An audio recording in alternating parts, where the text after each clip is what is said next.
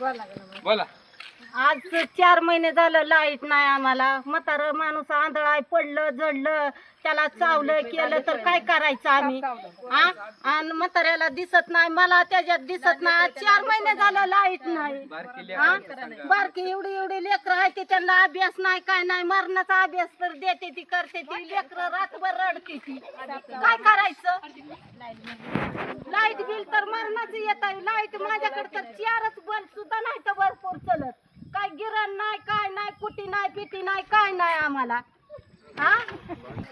तुम्ही बंद करू नका, दिवसाची करा चालू. आम्हाला कसं की रातभर लाईट पाहिजे. आमचे हात जोडून तेवढीच विनंती तुम्हाला आहे. दिवसभर गुराढोरां लोकांचं काम करायचं आणि रातभर आम्हाला तिथं झोपा येईन तर मरणाच्या डास चावू चावू दुःख झाले अंगाला. 2-3 तास साप निघाला तिथं. माझ्या घरी येऊन बघा, फोटो काढून तुम्हाला मी दावते कसं आहे ती. आमचा पडला शेतकरी वर्ग.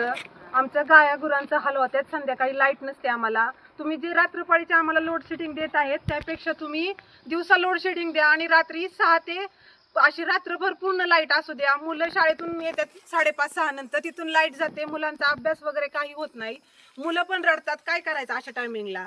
आणि याची दखल घेतली जात नाही. जवळजवळ 5-6 महिने झाले आम्हाला रोज हेच परवडे. कधी 10 वाजेपर्यंत लाईट नसते तर कधी रात्रीचे 1 वाजेपर्यंत येत नाही लाईट. मुलं बाळ रस्त्यावर घेऊन आम्हाला बसावं लागतंय वाऱ्यासाठी. बरं, अशा ठिकाणी जर काही साप निघतोय काय निघतोय, एखाद्याला चावला तर ह्याची जबाबदारी घेणार का महावितरण? घेत असेल तर मग चालतंय. मग तसं आम्ही तसं सांगा तुम्ही की आम्ही बाबा ह्याची जबाबदारी घेऊ तुम्हाला काय झालं तर.